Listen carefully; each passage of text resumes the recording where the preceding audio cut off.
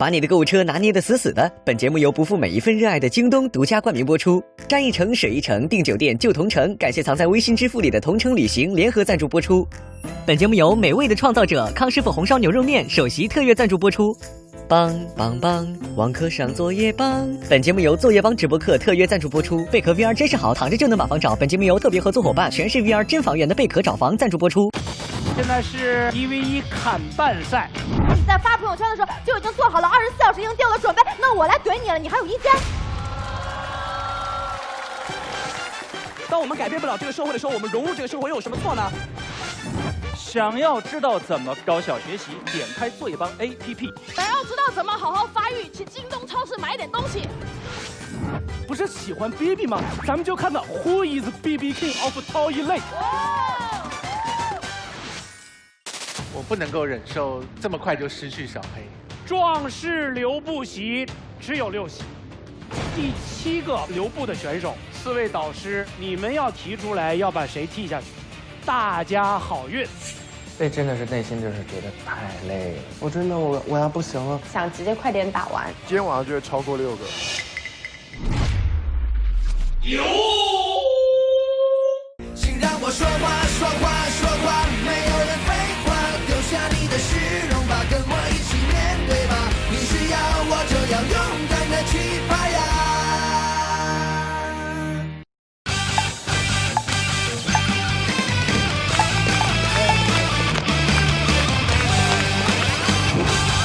欢迎回到爱奇艺自制综艺《奇葩说》第7季的现场。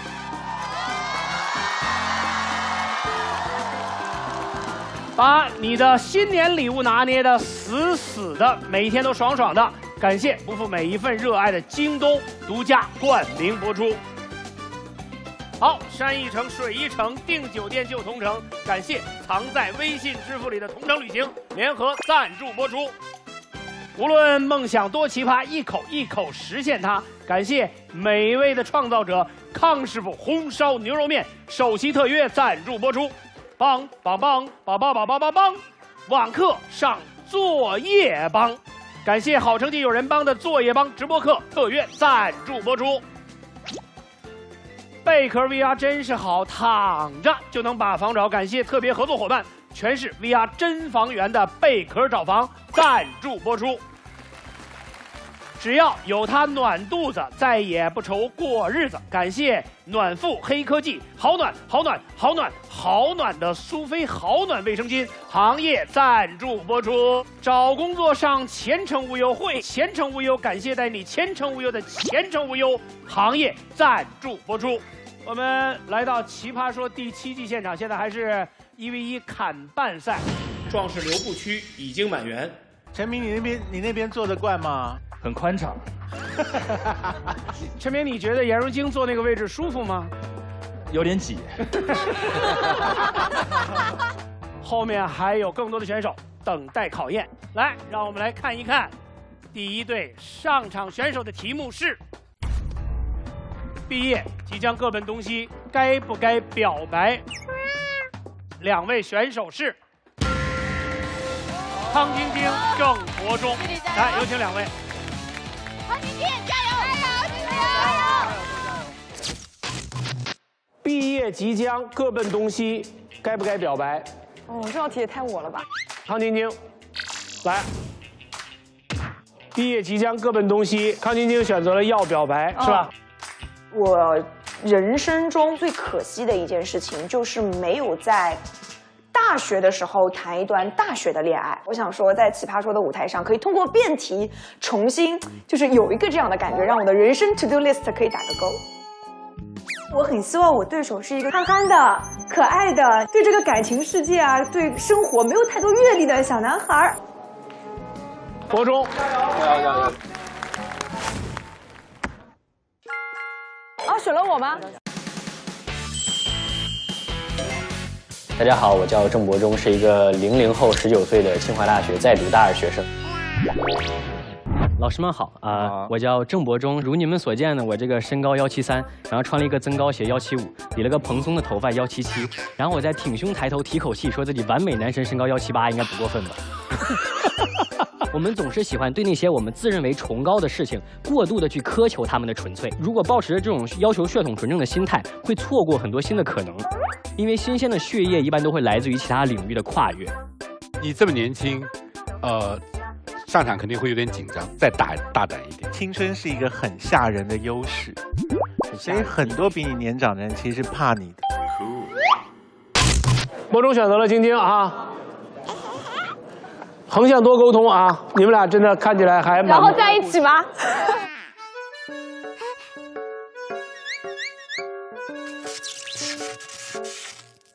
他就是一个呆呆的小男生吧，就很可可爱爱的弟弟。我正好转过去的时候呢，他也正好这个样子，然后他就很可爱，那个场景啊，就像偶像剧一样，你知不知道？姐姐好，你好，加油姐姐，加油！物理距离决定化学反应，对吧？我们就友好的交流了一下，加了个微信。就是从贴题之后呢，我跟弟弟先加了微信，然后果不其然，一句话都没有说过，甚至我给他发了康晶晶之后，他也没有给我回郑博中3个字，我好生气呀、气死我了！正反方，晶晶，你的立场是要表白。郑博中是不要表白啊，是郑博中是清华的是吗？对，我是清华在读大2学生。啊，晶晶是北大的是吗？我吗？我是努力长大的。努力长大。好样！哎，你跟我撞衫哎！我现在就立刻脱掉。不要，留着。其实我跟他发型也一样哎，圈圈。你们俩真的一样哎，撞衫不可怕。谁丑谁尴尬。来，剪刀石头布哈，剪刀石头布。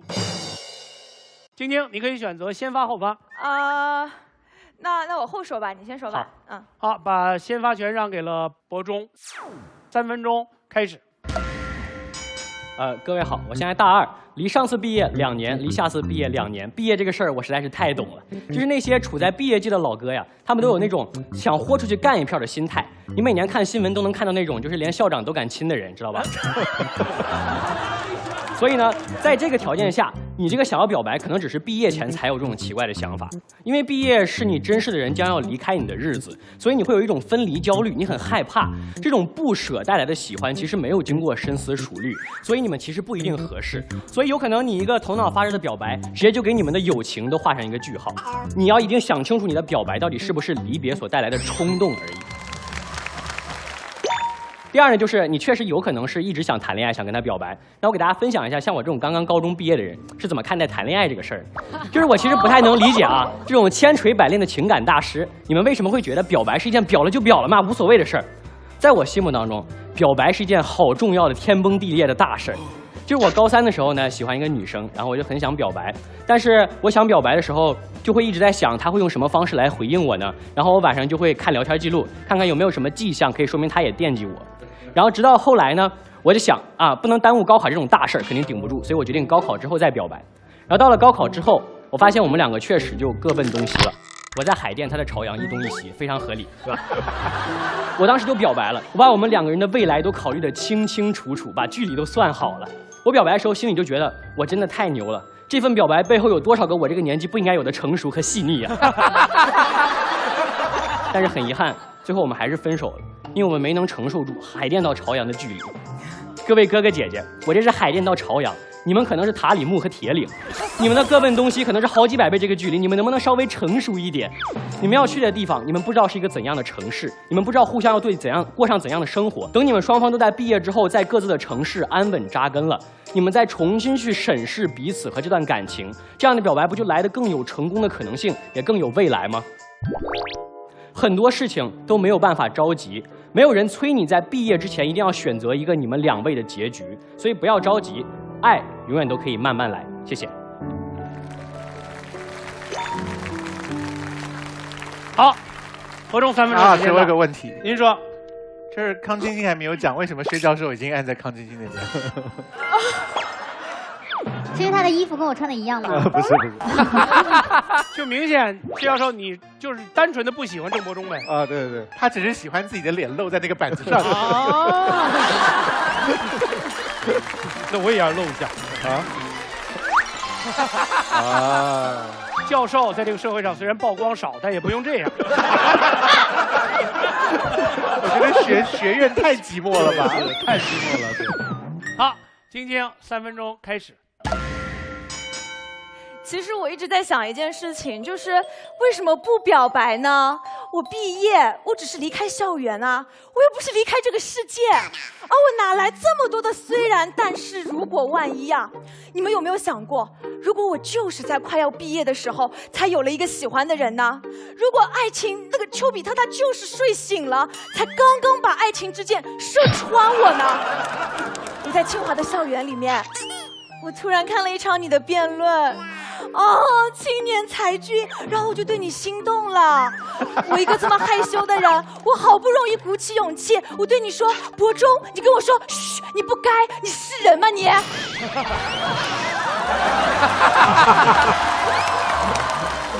还有这种打法？还有一种情况是什么呢？我已经暗恋你很久了，我一直都没有表白。那我认为毕业反而是一个最好的时间点。毕业的时候，校园里面一片祥和，你就找到了那个心心念念的人。你戳下他的肩膀，对他说：“喂，其实我喜欢你很久了，你能不能做我的男朋友啊？”如果他这样拒绝了，没有关系啊，反正你们就要毕业了，你们避免了低头不见抬头见的尴尬，你是给自己的喜欢一个交代。那如果他同意了呢？这是什么天上掉馅饼的大好事儿啊，朋友们！在面对未来社会毒打的时候，你至少有一双紧握住的双手。所以说，表白这件事情是很纯粹、很简单的，不要把它想得太沉重。我表白一定要在一起吗？这种结果导向的爱情观太幼稚了，宝贝！如果你有喜欢的人，就勇敢的上，我永远就支持你。他还说了一个故事嘛，所以我要跟大家分享一个我自己的故事。就4年前呢，我在一个朋友的聚会上，我遇到了那个人。他当时在唱许美静的《倾城》，他唱传说中痴心的眼泪会倾城。就你们明白吗？就那一刻，我感觉我心里那个小鹿都快撞死了。但是当时距离他出国只有7天的时间了，7天够即将了吧？上海到纽约13个小时的时差够东西了吧？但是我想了一整个夜晚，我脑海中只有一句话，叫做我好想对他表白。后来我们就表白了，然后我们就在一起了。虽然我们后来又分开了，但是无所谓啊，因为这3年我很感谢跟他在一起度过。所以表白这件事情有什么意义呢？就是在表白的那一刻，我成为了更勇敢的我自己。而那个被我表白着的你，我希望将来某一个，当你陷入自我怀疑的时候，你可以想起来，曾经有一个女孩如此坚定地肯定过你，相信过你。我的这份喜欢和勇气，它是会成为一点点微光，照亮你未来某一个黑暗的时刻的。这就是表白对于表白者的意义呀！我喜欢你，虽然我们即将各奔东西，但是爱无问西东。谢谢。漂亮，太帅了。74比10，这个优势专针对男生的，太强。博中，你有没有发现，你举的例子其实是朝阳、海淀，最多是铁岭和塔里木，他就直接知道了纽约和上海。先开先杠，每人有1分钟的开杠时间，从郑博中开始。姐姐，我们还是现实一点，就是如果你跟他谈了之后，那确实各奔西东了，那你要分手吗？各奔西东了，为什么要分手？没有感情了才要分手呀，宝贝。因为你们没有办法给对方可以拿到的，你们在很遥远的城市怎么办呢？所有的异地恋都得分手吗？你这个讲话太绝对了。那我现在问你个问题啊，如果我毕业了，我爱上了你，我不该表白，你认为我该怎么做？我认为你应该等到毕业之后，过一段时间再表白。我今天从来都没有说不表白嘛，我是觉得你们可以再升升温，你觉得呢？我升温了，你去哪了？你又不是我妈，会在原地等我。所以你发现了，我们离开了彼此，那这件事情只能导致我们分手。那你觉得这个态度负责吗？所以你的判断爱不爱的标准是你们会不会分手，是吗？我问你，什么样的感情不会分手？告诉我。但今天我不能以一个要分手的态度去看嘛，因为我想对我的伴侣负责，这不好吗？我怎么了？我毕业表白我就会分手了？你怎么这么悲观？到底是什么伤害了你？你告诉我，让我来疗愈你吧，宝贝。悲观之处并不在于悲观的地方，并不在于毕业，而在于各奔西东。这道题告诉我们要相隔万里，那我们要怎么办？相隔万里，那你就用更深的爱去牵绊住彼此。朋友们，你们没有感受过异地恋吗？我告诉你，如果不爱的话，你就算住对门，你饿死他都不会来给你叫外卖。哦，漂亮，漂亮。今天我们在聊一道非常现实的题目，是有关你们2个人相隔万里这件事情，要求我们要对自己的伴侣负责。如果你做不到，那这份承诺你就不要做，不要伤害他，好吗？我做不到，跟我相隔万里有什么关系？只要我爱你，我什么都能做到。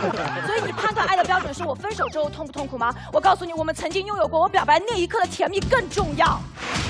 但其实问题在于，今天这套旅程你们将一定各奔西东，而不是我愿不愿意给你什么。距离这么远，我只能通过手机屏幕看你，我真的没有办法。你真的没有办法，你就给我想办法呀！郑伯中时间到，晶晶4秒、3秒，告诉他我喜欢你。2秒。赢了。这是一套完整的攻防啊！你们俩爱得这么甜蜜，还吵成这样，真的令人难以理解。目前4位导师都已经在了晶晶那边，你们一会儿再考虑考虑，好吧？来，我们最后的结辩时间，先开后结，所以从晶晶开始，30秒。刚才伯仲跟我们讲了很多将来，我想提醒大家一点，将来是什么？就是当你进入社会之后，你对爱的衡量标准有很多额外的附加条件，年龄、身份地位、收入等等等等。所以毕业的这一次表白，可能是你人生中最后一次最纯粹的表白了。如果你手上正好有这个机会，请你抓住它，告诉他我喜欢你。即便我们即将各奔东西，那又怎么样呢？请你记住，你们的方向始终只有一个，那就是更好的自己。谢谢。伯中30秒。那我们不看将来，只看现在。毕业这个时机意味着什么？意味着你们要面对很多的不确定性。你要去一个完全未知的城市，做完全不同的工作，面对未知的老板。这个时候，我一点都不愿意为我那个爱的人再加码，给他一份不确定的感情。这是这个决策最重要的地方。你知道他去的那个城市，他要面对很多的压力，但我的表白需要他考虑，所以他在考虑这件事情，我不忍心索取他的这些注意力，这是因为我爱他。谢谢。伯中时间到。请做最后的投票，5、4、3、2、1。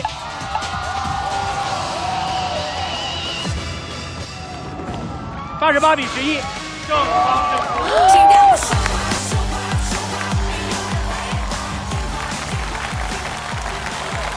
这个加油！表白。你下次有什么搞不定的，你快找我，我帮你去搞定他。 2年后毕业一定表白，好，一定一定。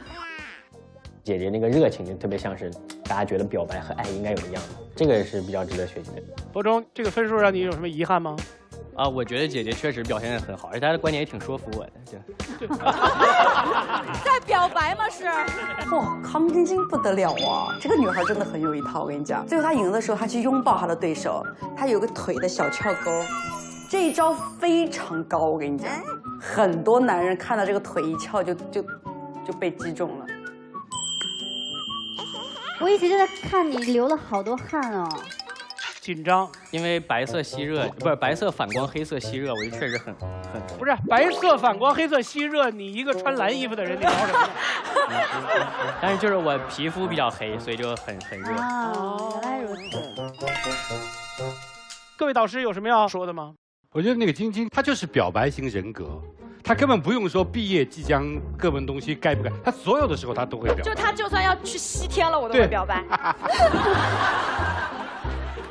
而伯中呢，他是一个特别责任男的，他是把表白太做工具化了。就这个表白能不能达成结果，前思后想，特别顾虑。但是你要知道，表白本身它是人类行动的一个闪光的东西，它之所以闪光，就是因为没有确定的结果。 如果完全确定的话，那表白没有意义，对不对？金教授刚才好像有什么意见要？对，我觉得这个题目虽然是晶晶赢了，但是我觉得有点不公平，因为这个题目的题面呢，大多数人是会支持要表白的。如果你不表白，你成功的机会是0，你表白的机会可能是1，可能是50，可能是100，多一个机会总是好的。然后晶晶也还说了，如果表白被拒绝，可能是痛苦的，但痛苦本身不是成本，少了一个机会才是成本。哇，这是经济学。多表白一次就多一个机会，所以这题面呢是在晶晶的一面的。所以我还是留博中一下。我也同意你讲的这个机会的事情，就是我们在某一个年龄可能会把表白当成是一个当下就要见分晓的一个事情，可是其实人生很长的，所以你表一个白就是在对方心中埋下一颗种子，你不知道什么时候会发芽。我碰过一些人，他不喜欢对方，可是经历对方多次表白之后，等到这个人终于人生走投无路了，他会想到有一个人还在痴痴的等着他，所以康永哥是不是有30年前种下的种子，后来发芽了，现在长了？我定期播种，就是随时发芽，机械化收割。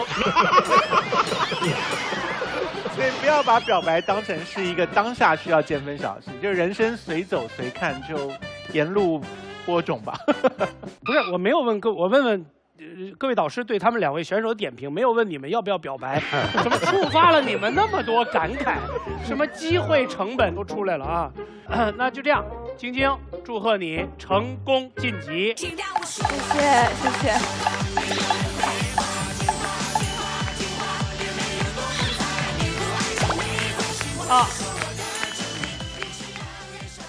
我们来看一下博中，目前是有1个导师的壮士留步权。3、2、1，博中，谢谢你来参加《奇葩说》第7季，谢谢，再见。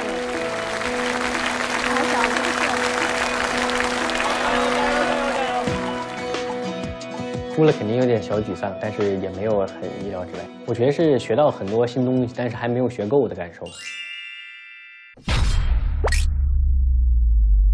关于这个表白的这个话题，真的，刚才晶晶有一个话还是挺触动我。她说，就是要不负每一份热爱，只要你热爱了，就要去表白。然后你知道吗？就是京东今年的这个赞助《奇葩说》的这个口号就叫“不负每一份热爱”。我看到了以后，我特奇怪，我就打电话给京东商城的那个 CEO 徐雷，然后他跟我说，每一次购物都是消费者表达的对京东的热爱，京东不敢辜负每一份热爱，只有用正品好物和快捷热心贴心的回报来回报用户。我们谢谢京东啊，谢谢。来，我们看看下一道辩题是。我很爱我的伴侣，但他是个伏地魔，我该分手吗？辩手是姜振宇。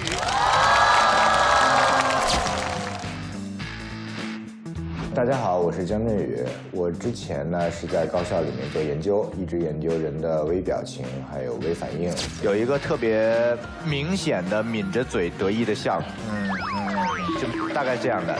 这个是对自己准备的这个案例的一个满意的一个表现。做微表情最关键的就是见人。我们前面见了非常多的犯罪嫌疑人、大学生、商人，但是奇葩见得少，尤其是批量的奇葩见得更少。带我来学习的。我觉得我就不分手吧。姜振宇老师，我很爱的伴侣是个伏地魔，不分手。最难打的题和最难打的词吧。好难打，这好难打，我太年轻，打这一题不好。马老师，马老师，你挑战他？我挑战。老娘跑步健身扛着累，就为了这个夏天短暂的露出大长腿。哇！接受。你说这个题是我抢过来的，手下留情啊，姜老师，是吧？微表情管理大师，巧了，我这个人啊，最多的就是微表情。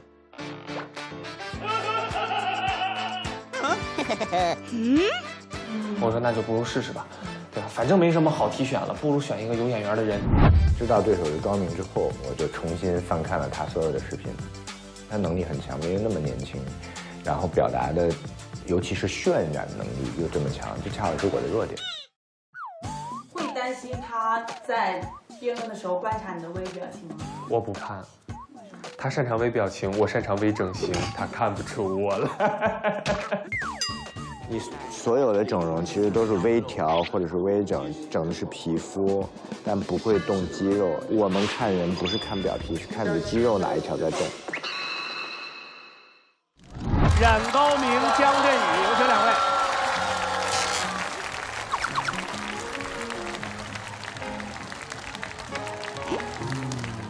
哎，为什么要牵手？哎，我扶你一下呀。啊，请解释一下伏地魔是什么意思？伏地魔啊，就樊胜美吧。就是一个家里有一个游手好闲的弟弟，但是呢，这个姐姐一直在被吸血，不惜掏空小家奶大家的那种。对，就有可能让他自己的恋人受到了很大的一种伤害。对，过度付出。所以关于伏地魔这一点，你们2位是一致的，对吗？应该没矛盾吧？我这边肯定没毛病，看你了。我是完全接受的。啊，如果有的话，也就由他吧，好吧？题目叫我该分手吗？正方是分手，反方是不分手。不分手。剪刀石头布，剪刀石头布。OK， 高明你定。那我来吧，那就 OK。冉高明3分钟开始。来，谈恋爱图什么？不就图找个人对你好吗？伏地魔对你不一定好，对他弟一定很好。那你为什么要做他的伴侣？分手，做他的弟弟。多简单！曾经他是你的宝贝，现在叫他一声姐，让他成为你的长辈，一步到位。太场上，高明太强了。来，第2，为什么要分手？我觉得跟伏地魔谈恋爱体验太差，没有想得到的福，只有吃不完的苦。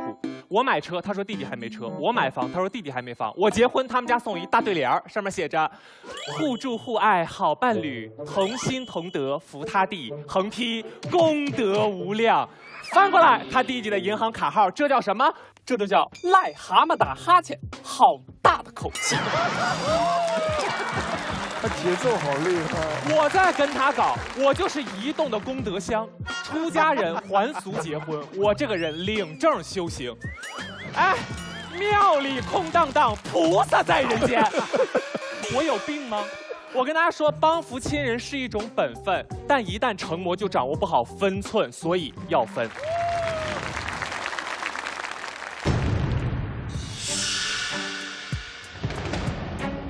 好，第2，为什么要分？要为自家考虑。跟伏地魔搞对象不利于自家团结。大家想一下，帮外人的弟弟，考虑过自己弟弟妹妹的感受吗？我如果有一个哥做了别人家的伏地魔，我率先跟他急，说好了，爱要1碗水端平，你直接端走，不合适吧？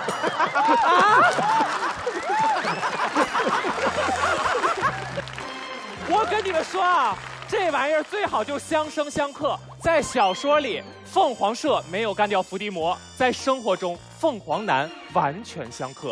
是啊，伏地魔的金句是什么？我就这么一个弟。凤凰男的原则是什么？我就这么一个妈。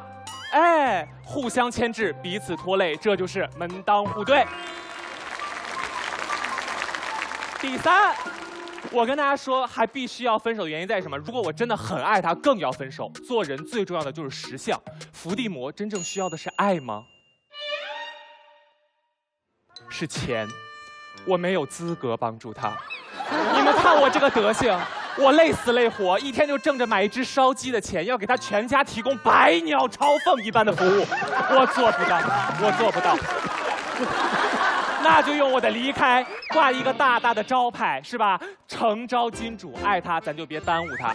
最后，没有做过伴侣，但我做过伏地魔。弟弟还小，多照顾他，这句话我从小听到大。小时候给他买糖水，长大了给他买酒精，我弟逢酒必喝，逢喝必多。后来有一次我真的没钱不帮他了，过了一段时间，我弟弟靠过硬的酒量成为了当地优秀的洋酒销售人员。发现了吗？停止伏地放过的不仅是自己，还有那个本可以自立的弟弟。所以今天我作为一个曾经的伏地魔，我说要分手，是对我的伴侣说，也是对我自己说。因为如果我爱你，我怎么忍心把你拖下水，和我一起成魔？谢谢。漂亮。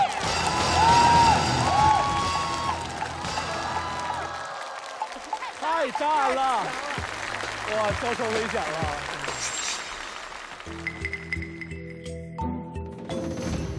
高明说去当他弟呀，那个梗抛出来的时候，真的懵了，我做不到这个效果，想死啊！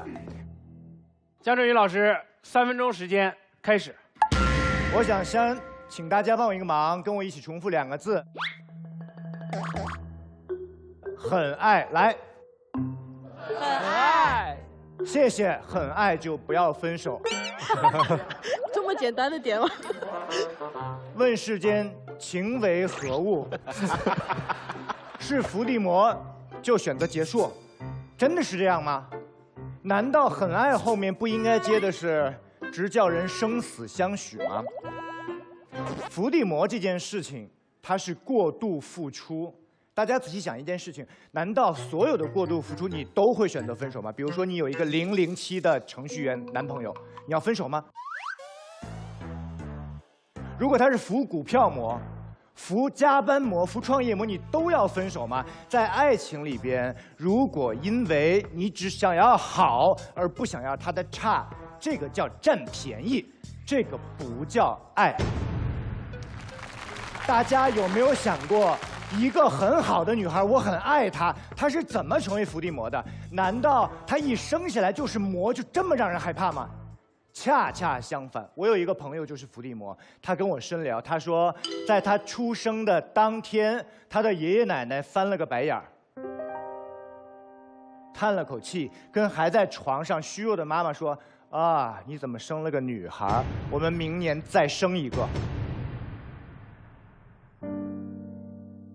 而且不仅如此，从那天开始，这个姑娘每天过的就是一样的日子，她只做一件事儿，委曲求全。她是被一点一点训练成了今天的这个样子，不让人心疼吗？不知道为什么，伏地魔的遭遇让我想到了一位有名的古人，唐僧。没有人喜欢唐僧的胆小，没有人喜欢唐僧的啰嗦，可是也没有太多人去在意唐僧在前面的9世都经历了什么样的苦痛磨难。在这一世，妖魔鬼怪还想要大快朵颐。如果我是悟空，我能怂吗？我要这铁棒何用？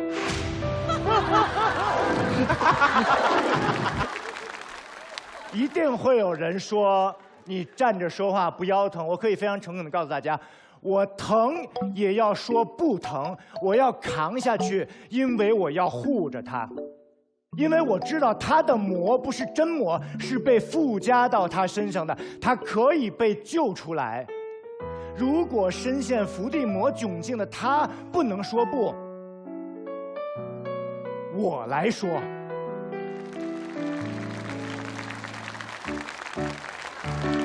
我要做的只有3件事，我告诉他我在，而且我一直都会。然后我告诉他的爸爸妈妈，女儿也很珍贵，而且她现在是我的宝贝。最后，我要干翻他弟的颓废，让他学会独立，成为合格的人类。这才是那个很爱他的意中人，叫他的七彩祥云归位。好精彩！叫他的七彩祥云归位。哇，这场确实厉害。我不敢看。没事，看不要紧。55比32。这样了呀都，不至于吧？冉高明心里想的就是我要这铁棒何用？来，开杠啊！先开先杠。冉高明1分钟开始。姜老师，你的第一个论点是不是说因为很爱，所以不应该轻易说分手？也许你找到我一个破绽，但是其实我的第一个论点，我讲的就是你的破绽。对啊 ，Answer me。谁找到了一个破绽 ？Answer me。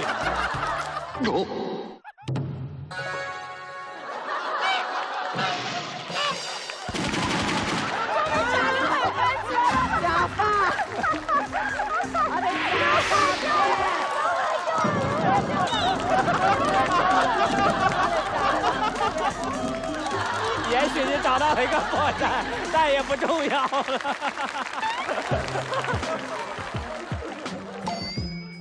他是起来了吗？起来了。灵感来了，来说。但是其实我的第一个论点是，不要因为过度付出就舍弃一段爱情，毕竟这道题的前提是还很爱。好，那我问一下蒋老师，如果分过手，每一个前任我们都很爱，可是最后的结果都可以选择离开，为什么很爱就不能选择分手？因为现在的情况是你很爱他，而他需要你。如果你舍弃了他，他将承受双倍的痛苦。他的伏地魔还是那样，然后他失去了你的爱。你说过他需要我，可你从来没有考虑过我也曾经需要他。很爱是我们在一起的原因，但从来不应该成为限制我们离开的依据。如果我在这段感情当中感受不到爱与被爱，我是不是有权利选择离开？所以你的意思是，现在你已经不爱了吗？我爱，可是爱就是在一件件小事当中，在每一次我们筑建的港湾却停着你弟弟这艘永远不会起航的船当中消散的。所以我听到的是，你的爱已经消散了吗？散了就散了，怎么着还没听清呢？我盖儿都起来了，姜老师。哎，怎么是我的时间？我盖儿推过去了。江振宇还有9秒、7秒。虽然我很同情你，但是这道题的前提特别重要，是还很爱。时间到。刚刚那个是那一瞬间是发生了什么事情？是因为我那个假刘海没固定了。啊，真的是假刘海。我确实开杠的时候突然感觉就是来灵感了，没想到是来的有点歪。所以他是天灵盖打开了。对，你这是佛光冲天，还是醍醐灌顶，还是这是什么？不是，我就在乎一个事儿，这段能剪了不？你猜？哎，就是以你对《奇葩说》的了解，你猜？会单独播放。OK。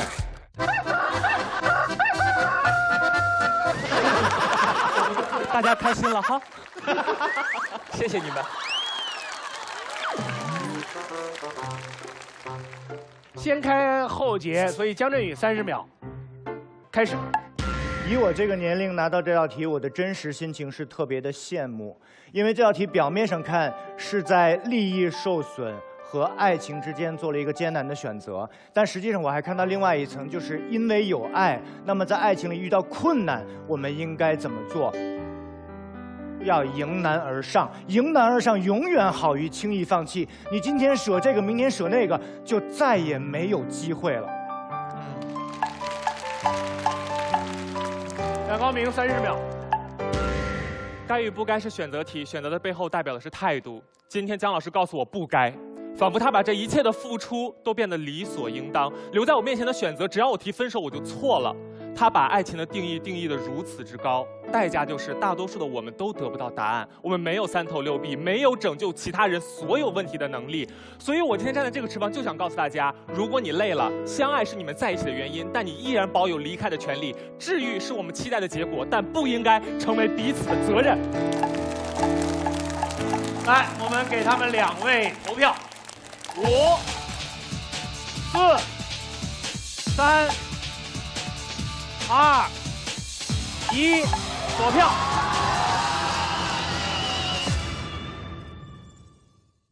51比49。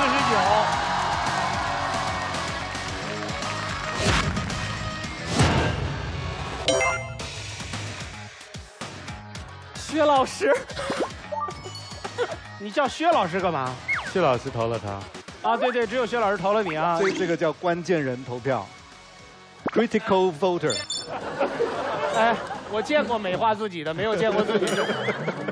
那是51票，你怎么知道那51个当中，薛老师你是关键人呢？哎，薛老师，你最后1秒变票的话，就是50对50。对啊，对，那才叫关键。对啊，那才是关键。好，那哎呀，51比49。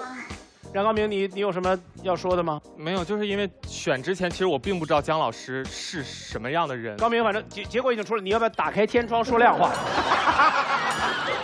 来，我们打开天窗说亮话。